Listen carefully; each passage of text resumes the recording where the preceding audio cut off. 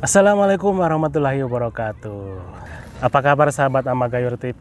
Jumpa lagi dengan kami. Sudah lama tidak berjumpa.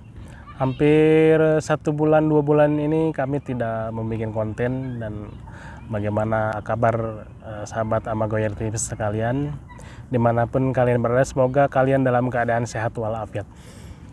Sahabat Amagayur TV, alhamdulillah dalam kesempatan ini, dalam obrolan kali ini masih bersama saya Ustadzuna Al-Mukarram Syekh Muhammad Tafsirul Anam.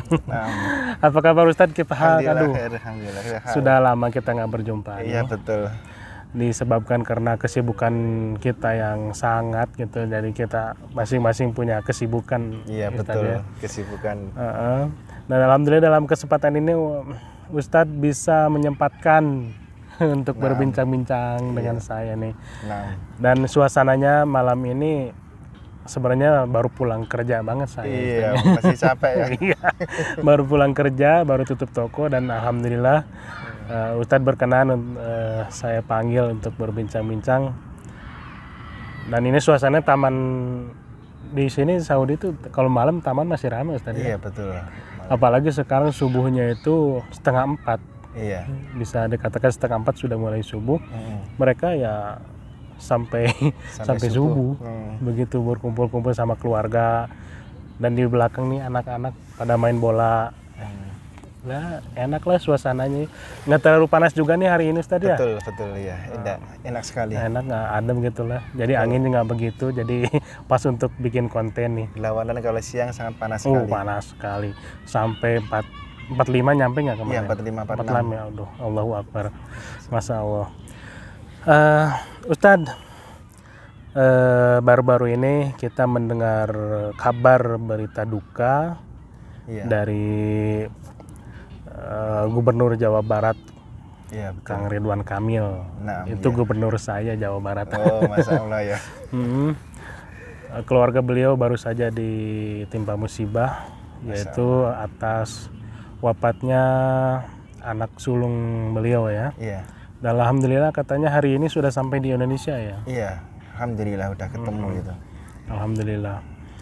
Dan menurut yang saya pahami atau yang pernah saya dengar bahwa wafat dalam keadaan tenggelam itu termasuk syahid katanya ya. Iya betul.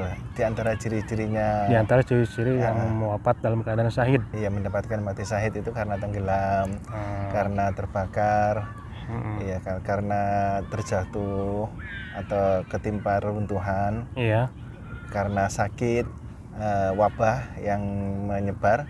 Maka kita doakan mudah-mudahan teman-teman atau saudara-saudara kita yang waktu pandemi dulu itu, Masya Allah, mereka semuanya yang meninggal mudah-mudahan termasuk dan mendapatkan mati syahid gitu.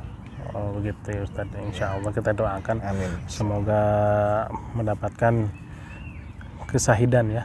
Iya. Oke Ustadz, bisa kasih pencerahannya untuk sahabat Amagayur TV, mungkin dalam musibah ini apa yang bisa kita ambil dari hikmah musibah yang menimpa Gubernur Jawa Barat atau Kang Emil ini.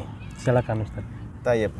Jadi teman-teman semuanya, sebuah kalimat yang sering kita ucapkan ketika kita mendapatkan musibah, yaitu inna lillahi wa inna ilaihi raji'un. Sesungguhnya kami ini adalah milik Allah, dan sesungguhnya kepadanya kami akan dikembalikan. Iya betul. Teman-teman, dari kalimat yang luar biasa ini mengandung beberapa hikmah yang bisa kita ambil. Di antaranya, yang pertama, orang yang mengucapkan kalimat ini adalah termasuk orang-orang yang sabar, sebagaimana firman Ta'ala yang berbunyi wa basyiris sabirin alladzina idza asabathum musibah qalu inna lillahi wa inna ilaihi raji'un. Jadi termasuk ciri-ciri orang-orang yang bersabar insya Allah. Kemudian yang kedua, dari kalimat inna lillahi ini ada 2 faidah.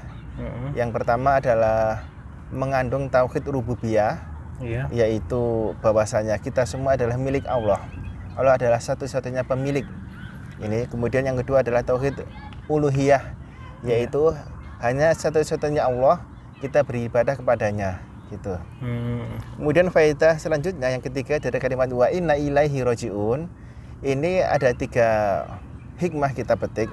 Yang pertama, kita menyadari dan kita meyakini bahwasanya kita pasti akan meninggal. Ya, kepada Allah kita akan kembali. Kita akan meninggal. Kita semuanya tidak abadi di dunia ini.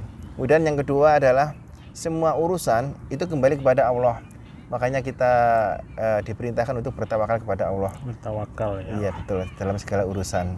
Kemudian yang ketiga, termasuk mengandung akidah atau keyakinan bahwasanya kita nanti akan kembali kepada Allah dan dibangkitkan pada hari kiamat untuk menanggung atau mempertanggungjawabkan amalan kita semuanya.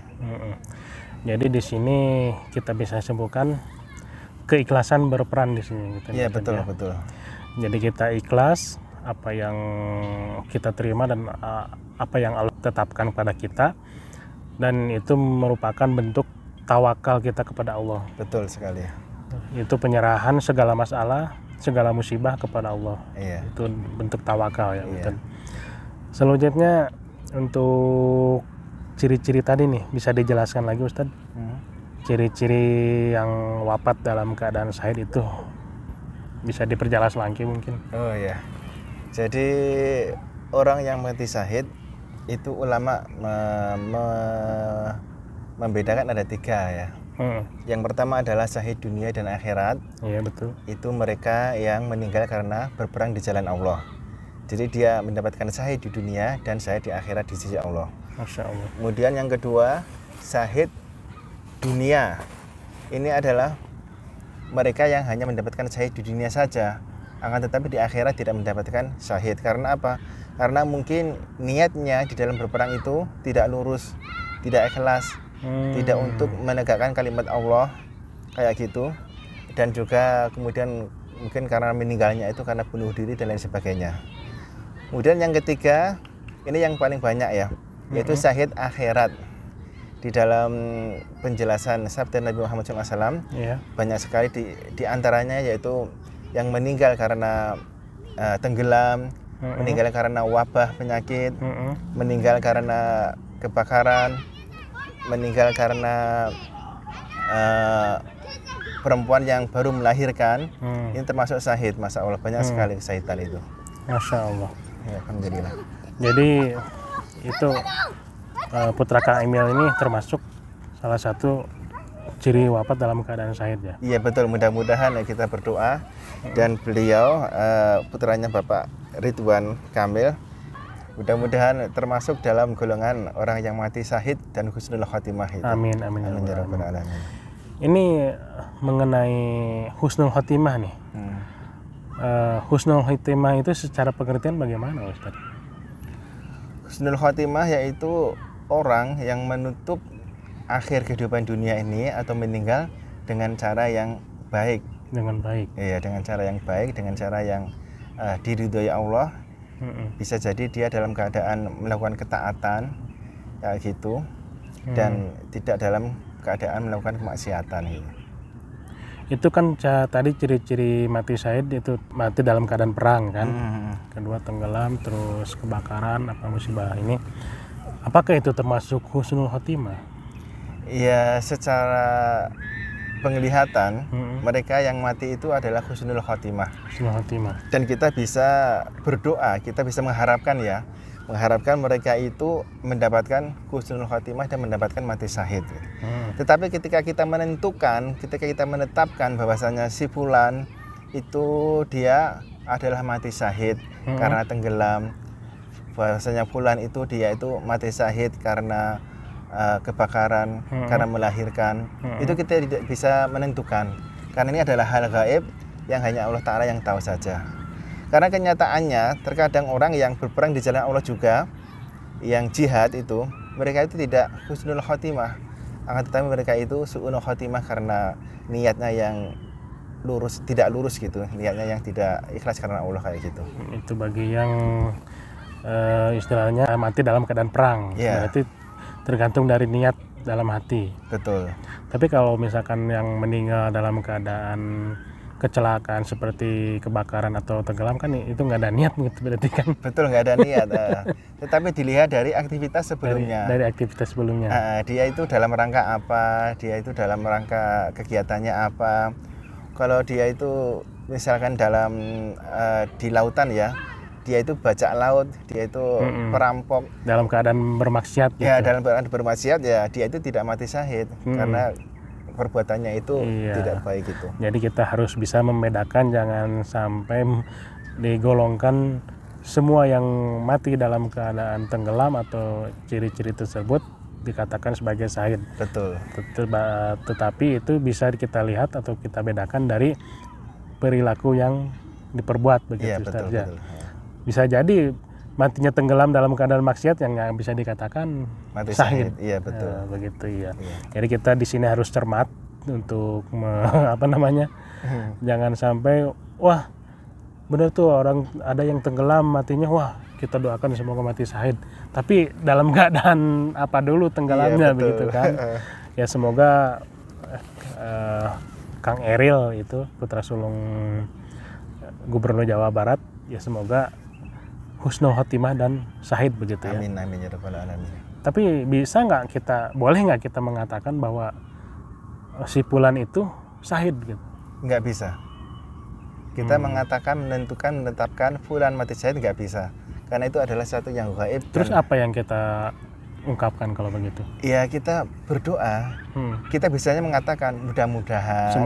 Semoga si fulan itu mati syahid ya gitu. Tapi kalau misalkan secara yakin pasti itu syahid begitu, kita nggak boleh ya? Nggak bisa ya, nggak boleh. Itu sama aja mendahului kekuasaan Allah. Betul ya. Iya, mendahului yang punya otoritas. Iya betul. yang mendahului yang punya hak cipta begitulah. Terus apa lagi yang bisa kita petik, Ustaz? Ya teman-teman semuanya, kita harus selalu ingat ya, yang namanya kematian itu senantiasa dekat dengan kita. Dan kita tidak tahu kapan akan menjemput kita. Maka kita senantiasa memperhitungkan perbuatan kita untuk selalu dalam ketaatan dan dalam perbuatan baik itu. Dan kita juga selalu berusaha untuk menghindari setiap perbuatan kemaksiatan dan perburukan, agar kita nanti di akhir hayat itu mendapatkan husnul khotimah. Amin ya Allah ya rabbal alamin. Oke sahabat Amagayur TV, kita memang tidak pernah tahu. Yang namanya kematian itu selalu mengintai kita. Bahkan kami pun berdua mungkin di sini, siapa tahu gitu kan setelah podcast ini ajal kita menyebut. Tapi untuk untuk menjaga, istilahnya bukan menjaga ya, mempersiapkan kita gitu, untuk mempersiapkan diri penjemputan itu ya, kita isi keseharian kita dengan amal soleh dengan amalan yang ringan tapi dahsyat itu ya zikir, Ustaz. Iya betul, di antaranya. Insya Allah semoga kita bisa melaksanakannya. Mungkin ada tambahan lagi, Ustaz? Ya sementara cukup dulu ya. Iya, karena memang ini sudah malam juga sih, jadi kita belum makan juga, belum makan malam ya. Kita akan tutup dengan makan malam bersama Ustadz ini. Semoga obrolan santai kali ini dapat bermanfaat untuk sahabat Amagayur TV dan bisa mengambil hikmah dari obrolan santai ini.